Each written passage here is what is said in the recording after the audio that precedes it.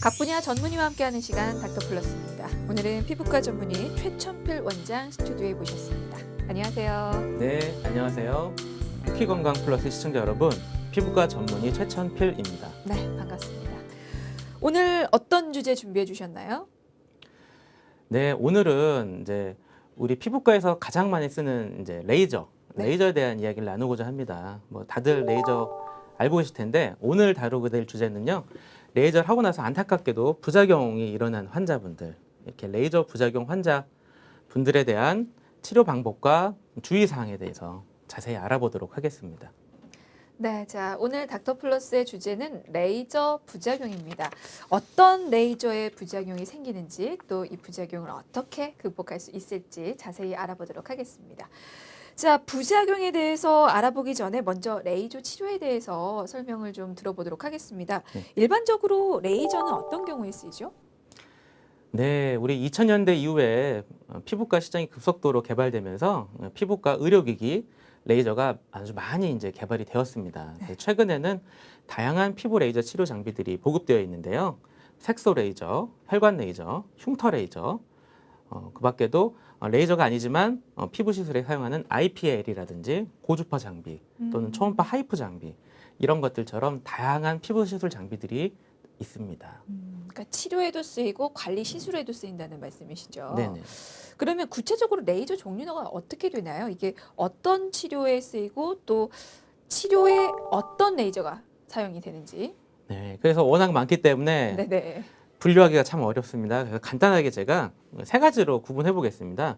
우리 치료라는 것이 결국 크게 세 가지인데요. 피부과에서 이제 원하는 치료가 첫 번째 미백, 두 번째는 여드름과 여드름 부작용 치료, 세 번째는 탄력 치료입니다.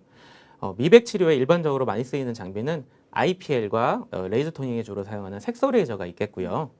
여드름 치료에는 혈관 레이저라든지 미세침 고주파 장비, 그리고 여드름 흉터 치료에는 프락셀과 같은 박피성 레이저 시술이 많이 쓰이고요. 네. 피부 탄력 치료를 위해서는 초음파 하이프라든지 고주파 시술이 많이 사용되고 있습니다. 근데 이렇게 다양한 레이저가 있고 뭐 사실 각각 쓰이는 레이저가 다르잖아요. 그만큼 맞춤 치료가 가능할 텐데 부작용이 그러면 왜 생기는 걸까요? 네, 레이저가 뭐 최첨단이기 때문에 알아서 피부를 싹 다 오토노믹 이런 해줄 것 생각하시는데 같은데, 네. 우리 주부님들이 예를 들어 오븐을 처음 샀다고 가정해 보겠습니다. 오븐을 사서 빵을 구워야 되는데 처음 오븐을 사용해 봐요. 네. 그러면 오븐 사용이 익숙하지 않은 경우 어떻게 될까요? 빵이 설리기도 하겠고 또는 까맣게 타기도 하겠죠. 그렇죠. 더군다나 우리 피부는 수학 공식처럼 원인과 결과를 계산해서 오차를 뭐 제로를 만들 수가 없는 영역입니다.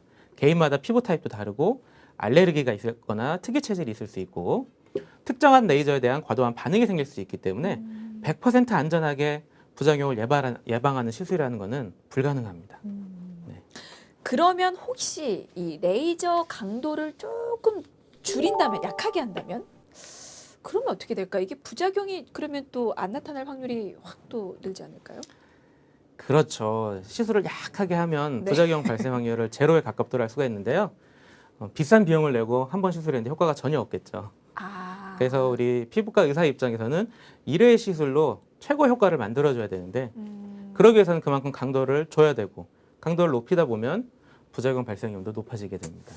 애매하군요. 네. 네. 어쨌거나 그런 레이저 치료를 하면 부작용이 절대 생기지 않는다라는 말은 틀린 말이네요. 그렇죠. 음. 만약에 뭐 경험이 많지가 않아요. 레이저 해가지고 얼마 치료 안 해봤어요. 10명을 해봤어요. 근데 10명 다 부작용이 안 생겼어요. 네. 그러면 100% 나는 부작용을 만들지 않는다 할 수 있겠지만 이 레이저를 가지고 1000명을 하고 10,000명을 했다고 가정해보면 당연히 부작용을 경험하게 됩니다. 오히려 부작용을 경험하고 부작용 케이스 경험이 쌓이면서 부작용이 발생하지 않는 적절한 강도를 찾아가고 또 만약에 부작용이 발생하면 이런 부작용 발생을 최소화하거나 어떻게 대처하는지 이렇게 알아가야지 피부과 전문의 노하우가 쌓이는 것이지 네. 나는 절대 부작용 생기지 않는다 이거는 경험이 없다라는 뜻입니다. 네. 그러면 레이저 치료 후에 부작용이 전혀 없을 수는 없지만 어쨌든 줄일 수는 있다라는 말씀이시죠. 많이 알고 대처해서 네. 최대한 적게 최대한 가볍게 아. 이렇게 만드는 것이 핵심이죠. 그래서 경험이 풍부한 의료진을 찾아가라라는 네. 말씀들을 하시는군요. 네. 알겠습니다. 근데 이제 부작용이 그러면 어떻게 하면 생길까를 이렇게 생각을 해보다가요. 이게 레이저가 안 맞는 피부가 따로 있을까라는 생각이 문득 들었어요. 아니면 부작용이 잘 생기는 피부가 따로 있는지. 네. 우리가 정상 피부 다 당연히 정상 피부로 생각하시는데 정상 피부는 부작용이 잘 안 생깁니다. 네. 근데 피부과에 방문한다는 것은 피부가 정상이 아니라는 것이죠. 그래서 피부과에서 레이저 치료하는 대부분의 환자가 정상 피부가 아닙니다. 예를 들어 여드름이라든지 아토피, 홍조, 만성 피부염을 앓고 있는 분들이 와서 레이저 치료를 받는데 이런 분들은 정상 피부가 아니고 피부 장벽이 손상되어 있는 분들이 대부분입니다. 네. 따라서 보호막이 약한 얼굴에다가 자극이 강한 박피성 레이저 치료를 한다고 가정했을 때 정상 피부를 가진 분에 비해서 훨씬 더 레이저 부작용이 발생할 확률이 높겠죠. 네. 그러니까 건강한 피부면 괜찮은데 어떤 피부 질환이 있는 분들이라면 훨씬 부작용 위험하죠. 발생할 확률이 높다라는 네, 말씀이시군요. 그렇습니다. 혹시 그러면 이제 피부 말고 부작용이 발생할 확률이 높은 그런 레이저가 혹시 따로 있습니까? 네, 레이저를 크게 두 가지로 나누면 피부에 구멍을 뚫거나 깎아버리는 네. 그런 박피성 레이저가 있겠고요. 반대로 빛만 들어가지 피부 보호막을 손상시키지 않는 비박피성 레이저가 있습니다. 예를 들어 박피성 레이저라는 것은 풀악셀 또는 레이저 박피 이런 것들이 있는데 여드름 폐인 흉터를 치료하거나 아니면 모공을 치료하거나 이런 경우에 많이 사용합니다. 이러한 박피성 시술이 시술로 레이저 부작용을 잘 유발하는 그런 위험군이 되겠습니다. 그런 레이저 종류 때문인가요? 이게 레이저 부작용이 심한 경우는 피부에 화상을 입을 수도 있다고 하던데 이제 실제로 그런 레이저 부작용 때문에 회복이 불가능한 경우도 있습니까? 네, 레이저 부작용을 다시 또 두 가지로 나눠보겠습니다. 첫 번째는 회복이 가능한 부작용이 있겠고요. 네. 두 번째는 회복이 불가능한 부작용도 있겠습니다. 다행히도 우리 피부과에서 생기는 대부분의 부작용은 안면 홍조, 홍반, 색소 침착 이런 것과 같이 열심히 제대로 치료하면 회복이 가능한 부작용입니다. 하지만 때에 따라서는 너무 강하게 이제 에너지가 가해져서 피부 깊숙이 피부 진피층까지 이제 손상을 받게 되면 흉터가 남게 됩니다. 비유성 흉터, 폐인 흉터, 위축성 흉터 이런 흉터가 남는다면 아무리 잘 치료해도 완전한 회복을 기대하기는 어렵습니다. 그러면 일단은 먼저 회복이 가능한 부작용에 대해서부터 먼저 생각을 좀 해보도록 하겠습니다. 부작용이 생겼을 때, 레이저로 인해서 부작용이 생겼을 때 보다 안전하고 좀 효과적으로 부작용을 치료하려면 어떻게 해야 될까요? 가장 중요한 게 부작용 발생 초기의 적극적인 대처입니다. 우리가 뭐 골든 타임이라고 하죠. 네. 늦어버리면 이제 돌이킬 수가 없어요. 내가 시술을 받고 왠지 걱정이 되고 뭔가 안 좋다 의심이 들고 불안할 때 네. 제일 중요한 거 시술을 받은 병원의 이제 피부과 전문 선생님께 현재 피부 상태를 정확하게 확인하고 물어보고 부작용 가능성이 이제 확인해 봐야 됩니다. 그리고 만약에 이제 부작용일 가능성이 높다라면 시술 받은 병원에서 치료가 가능한지 치료가 어려운데도 일단 기다려보자. 그래서 믿고 기다리다가 돌이킬 수가 없겠죠. 그래서 만약에 시술 받은 병원에서 치료가 어렵다고 한다면 부작용 치료 경험이 풍부한 피부과 전문 선생님께 상의를 받아보고 어떻게 대처해야 되는 것인지 이런 것들을 확인하는 것이 중요하겠습니다. 그렇군요. 그러면 부작용 발생했다는 걸 안 즉시 병원을 찾아가는 게 중요하겠네요. 빠른 대처가 중요하다라는 네. 말씀이셨고요. 다음은 또 어떤 게 중요합니까?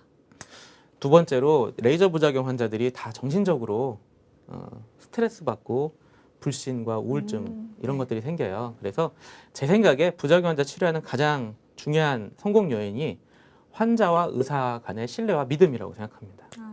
왜냐하면 일단 레이저를 받았는데 부작용이 났어요.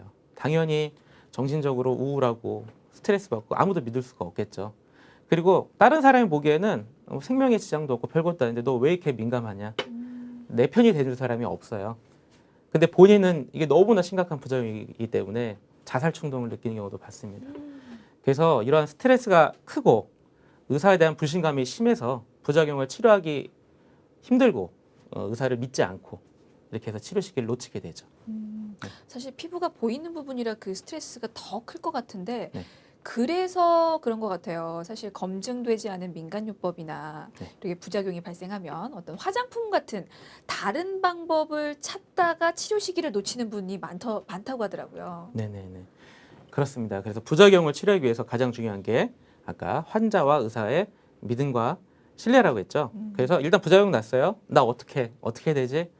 이렇게 막 절망하지 마시고요. 현실을 일단 직시를 하고 일단 부작용이 났으니까 여기서 최선의 길을 찾아야겠죠. 그래서 현실을 원망하기보다는 앞으로 같은 실수를 범하지 않고 제대로 된 올바른 방법으로 치료를 회복해서 내 피부를 가능하면 안전하게 회복시키도록 노력해야 되겠습니다. 네, 부작용이 빨리 회복되고 없어질 수 있도록 네. 빨리 병원 찾아가시고요. 그리고 의료진을 믿으시는 그 마음, 믿음이 중요하다는 거 말씀을 드리고 싶네요. 자, 이제 본격적으로 부작용 치료 시술법에 대해서 알아보도록 하겠습니다. 네. 부작용은 어떤 치료가 가능할까요?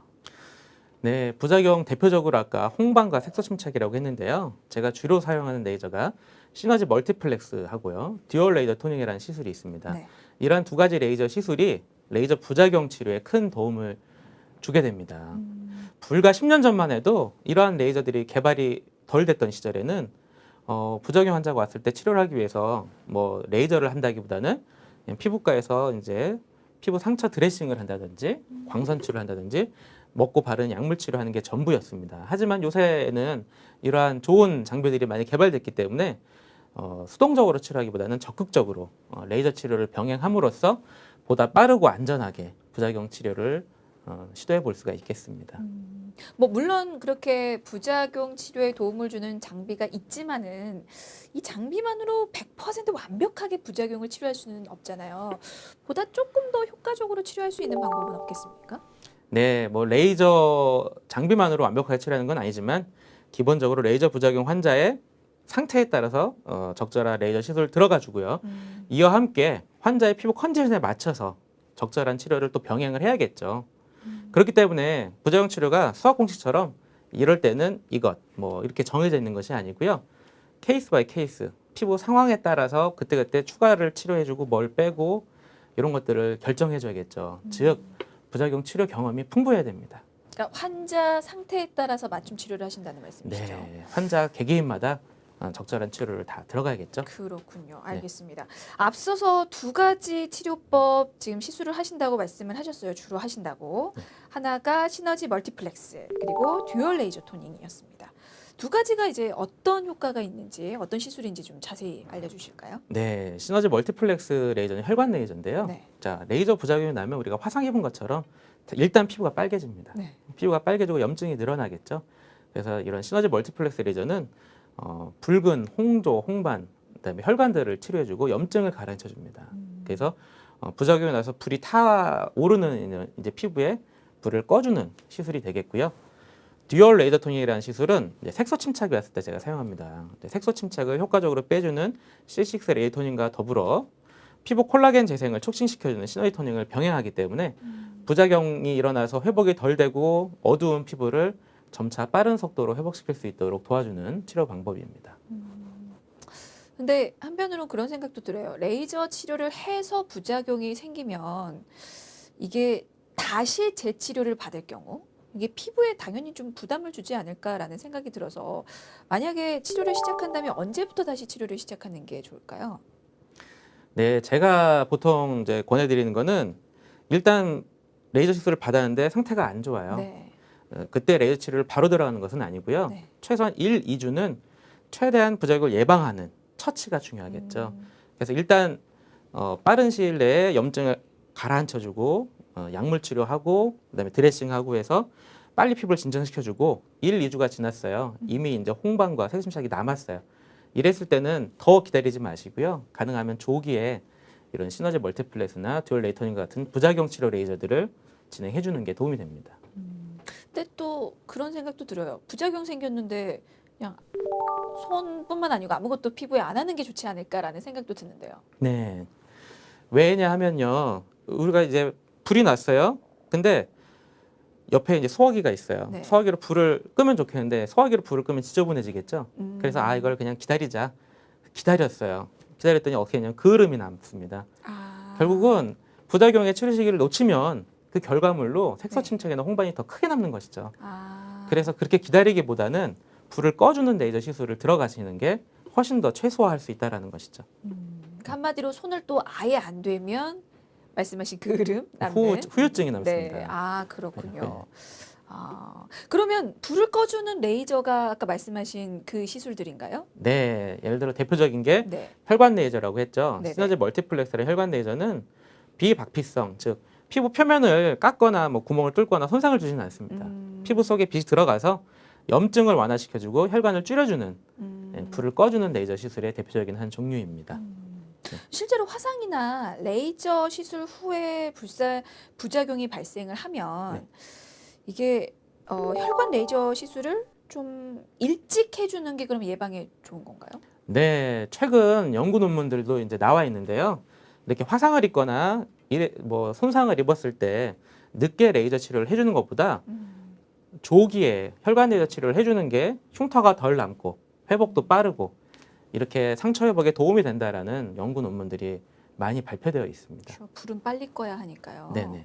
알겠습니다. 그럼 레이저 시술밖에 안 하나요? 이게 약물 치료도 좀 병행이 돼야 되지 않을까 싶기도 한데요. 그렇죠. 약물 치료도 필수입니다. 환자를 치료하는 과정에서 피부 회복 과정에 도움이 될 수 있는 모든 치료를 다 들어가줘야 하는데요. 레이저 치료와 함께 적절한 약물 치료 해주면 좋겠고요. 그리고 피부염을 가라앉히고 손상된 피부 장벽을 복구시켜야겠죠. 이 밖에도 뭐 적절한 피부 드레싱이라든지 광선 치료. 그러니까 내가 도움을 줄 수 있는 피부 회복에 도움을 줄 수 있는 모든 치료를 복합적으로 들어가 주는 게 가장 효과적입니다. 알겠습니다. 레이저 시술 후 생길 수 있는 부작용, 어떻게 치료할 수 있을지 그 방법들 알아봤는데요. 사실 이렇게 설명만 들어서는 잘 모르겠어요. 사례 네네. 있으면 사례 들어서 좀 구체적으로 알려주시기 바랍니다. 그래서 제가 가장 흔히 생기는 부작용 몇 가지 사례를 한번 모아봤어요. 대표적인 것이 색소 침착, 붉은 자국, 그다음에 기미 치료하다가 발생하는 반발성 과색소라는 부작용이 있고요. 네. 그다음에 켈로이드나 비후성 흉터 이런 것들이 있습니다. 자, 사진을 한번 보면서 설명해 드릴 텐데요. 먼저 첫 번째 환자 케이스 보시겠습니다. 이 환자는 다른 병원에서 IPL 시술을 받았어요. IPL이 이제 막대기 모양으로 되어 있거든요. 그래서 IPL 시술 부위마다 발생한 색소 침착입니다. 아프겠어요. 마치 호랑이 줄무늬 같다고 해서 일명 타이거 마스크 이렇게 불리는 이제 부작용입니다. 네. 그래서 다음 사진 보시면 제가 이 환자를 듀얼 레이저 토닝으로 일주 간격으로 10번 정도 치료했어요.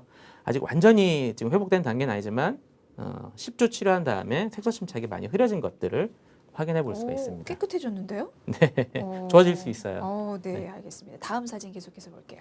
두 번째 환자는요. 네. 아까 이제 말한 박픽성 시술의 가장 대표 프락셀 시술을 받고 나서 프락셀 시술 부위가 붉어지고 색소 침착이 온 경우입니다. 네. 그래서 이렇게 붉은 자리에는 혈관 레이저인 시너지 멀티플렉스 레이저를 한 달에 한 번씩 3번 했고 색소 침착은 듀얼 레이저 토닝을 일주 간격으로 10번 치료했습니다. 그래서 홍반과 색소 침착을 잘 개선하니까 많이 회복이 됐습니다. 네, 네. 이렇게 호전된 모습 보니까 또 희망이 보이네요. 네. 네, 다음 사진 또 계속해서 볼게요. 세 번째는 가장 또 어렵고 이제 난치성이라는 기미 치료인데요. 네. 이 기미 치료가 조금만 잘못 치료해도 부작용 나는 경우가 참 많습니다. 네. 자, 이 환자는 이제 기미 치료한다고 불법적으로 피부관리실에서 IPL 시술을 꾸준히 받았어요.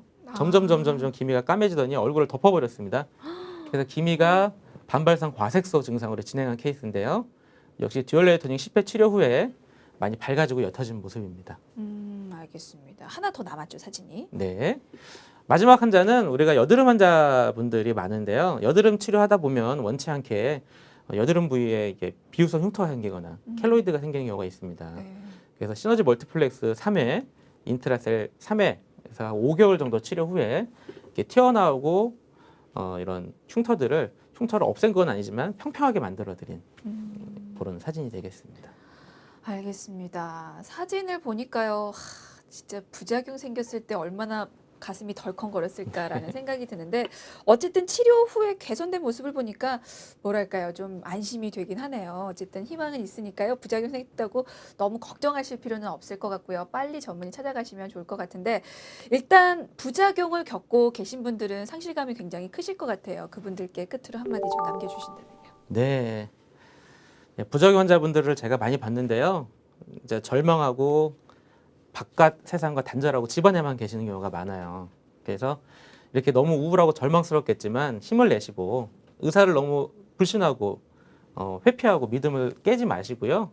오히려 이런 것들을 확실히 치료할 수 있도록 힘을 내시고 긍정적인 마음을 가지셔야 됩니다. 두 가지 경우가 있는데요. 너무 부정나서 어떡하지 조급하게 대처하면서 자꾸 잘못된 치료를 해서 망가뜨리는 경우가 있고 너무 불안해서 아무런 치료 안 하고 치료 시기를 늦춰버리는 경우가 있습니다. 레이저 부작용 치료는 저는 마라톤 경주에 비유합니다. 그래서 단기간 내에 이제 승패가 나는 것이 아니고 오랜 기간 꾸준히 노력해줘야 합니다.